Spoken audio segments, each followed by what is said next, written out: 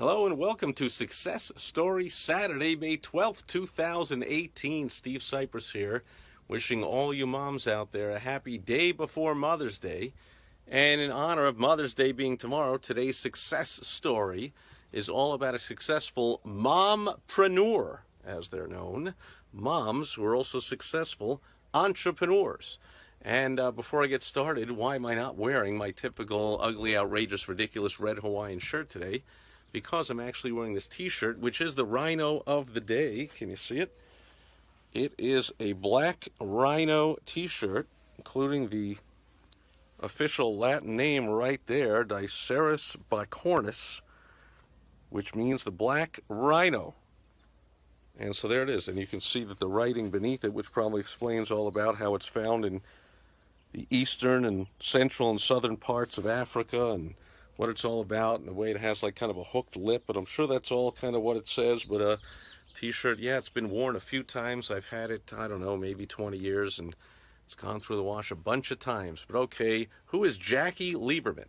Well, she is the subject of today's Success Story Saturday in honor of Mother's Day, because when she was pregnant with her third child, she eventually had 4 kids under the age of 9, all running around while she was trying to grow a business. Her and her husband started a company when her baby had sensitive skin, and as the story goes, she could not find, and it was 1989, okay, and she could not find any options for sensitive skin diapers other than getting a diaper service, who had to bring cloth diapers, if you remember those days. And they would bring the cloth diapers, and then you had to get them washed, and they were kind of expensive. And the solution was they also had some kind of a, they had, I don't have any kids, clearly I have no idea about diapers, but something about diapers with some plastic outer covering, and then the big honking diaper pins to put them all together. And Jakki Liberman thought, like, man, this would be so much easier if they just sewed the cloth diaper into the waterproof lining. And also, if they, attach these with Velcro instead of these big honking diaper pins. And lo and behold, boom, a business was born. She said, I'll just create that product. And so she made what she calls bumpkins, bum, as in B-U-M, bumpkins diapers. And so these became real popular, and the company was growing. And then I guess she found out that her husband was doing some hanky-panky with the family finances, and they went through a bankruptcy and a divorce, and there she was with 4 young kids, all under the age of 9, and attempting to grow her business and operating it with a few friends, employees, a little small team out of her garage in her home. Now, does anybody relate to this? Because that's what being an entrepreneur is all about. It's not a straight line going up, and it's certainly not a straight flat line like the 9-to-5ers who don't have the courage or the wherewithal or the self-esteem or whatever it is, or they don't care enough to provide enough value to the world to become an entrepreneur. So they kind of have a straight line existence where they make the same amount of money, and maybe they get a cost of living increase, which really means, again, their salary is kind of flat. Their pay, maybe they go up a little, get a if they kiss enough butt and they follow enough rules and they say yes massa and do whatever the boss says and whatever, they can kiss their butt their way up in the company and get raises and whatever. But they still need the entrepreneur, the business owners of the world, that's us, to make things happen for them. So in our world, there's ups and downs. Here's a bankruptcy. Here's a single mom with 4 little kids operating a business out of a garage, and lo and behold, it grows into a multi-million-dollar business. She gets them into Walmart, because that's when she realized, as the story goes, the heck with this just retailing them. Let's get into the whole wholesaling thing. But if anyone's ever dealt with Walmart before, holy moly. I mean, they are so adamant about getting it down to such a ridiculously low price that you really got to adjust, and I'm sure she had to adjust her entire business to be able to make these and sell them for a price where she could get them into Walmart and still have enough quality that it satisfied her, that it was still a good product.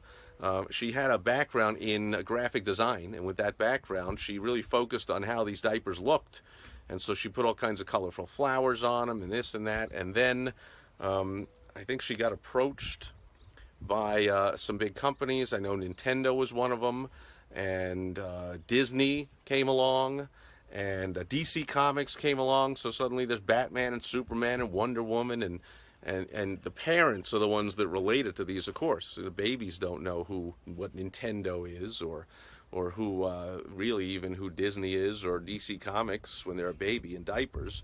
But the parents like them, and so that was real important to get those on there, and that kind of implied endorsement, or really endorsement, from these big companies that are well known and beloved by people with kids. That really got the thing rocking, and a big change happened when she went to a kids product, a baby product trade show, and she looked around and she saw, you know what, she could create the same kind of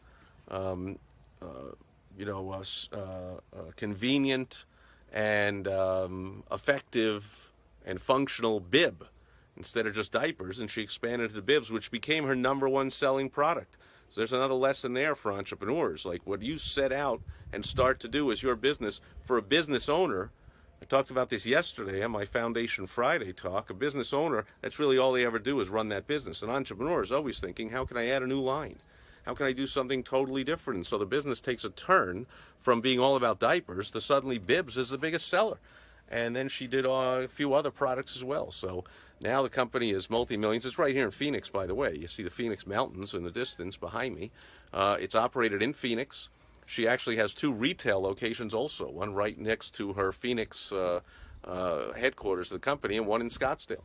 And so she's into the retail, she's into the wholesaling, the manufacturing, the designing, and also she, for a time, got into the guru and teaching and consulting business, helping people to how to grow their businesses and navigate the world of retail and I'm sure all aspects of selling, of running businesses. And then life just got too hectic to her, as the story goes, and she had no life, and she was running around doing both businesses. Again, very entrepreneurial, have a second business, entirely different stream of income in a different way.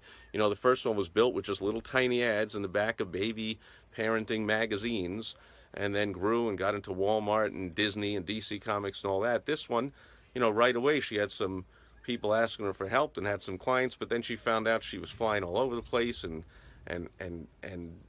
was torn and had not a lot of time for her 4 kids, who now are in their early 30s and their 20s, and they're all helping out in the business as well. But she dropped the whole marketing thing and said, I got to focus on my baby products business. And the reasoning behind it, from what my research was very sharp. She got some good advice from somebody, and she was smart enough to take it. I'm guessing she didn't come up on her own, with the advice that focus on the business that is more likely one that you'll be able to sell. Because even though her business was started and is a baby products business, it is an often wrong, incorrect, misguided saying among entrepreneurs or business owners, hey, my business is my baby.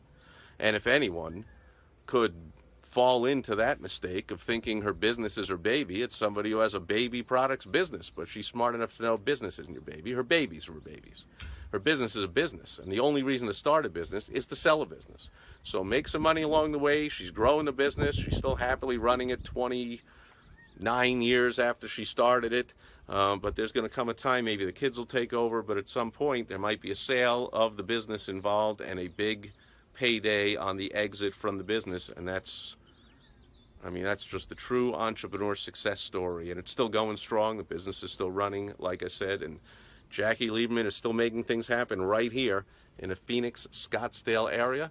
So we celebrate her and all the other mompreneurs out there. You know who you are. Happy Mother's Day to you and everybody that has a mom, everybody that knows a mom, everybody that had a mom at some point. My mom passed away a little over 3 years ago, but I'll be thinking of her. I think of her every day, but especially tomorrow. And everyone else out there, I wish everybody a fantastic Mother's Day. And I will be back tomorrow just to check in and say hello. And then I'll be back on Monday with my Direct Mail Monday, where I go through my mailbox, what arrived in the week. And I'll be giving some constructive criticism and some lessons to help you as an entrepreneur and a business owner with all of your sales, marketing, and advertising, not just using direct mail. And I'll do that on Direct Mail Monday. So tomorrow I'll check in, just say hello. On Sunday, Fun Day. And Monday I'll be here with Direct Mail Monday. Happy Mother's Day, everybody. I hope you will join me then. Thanks for being here today. Over and out. Bye-bye.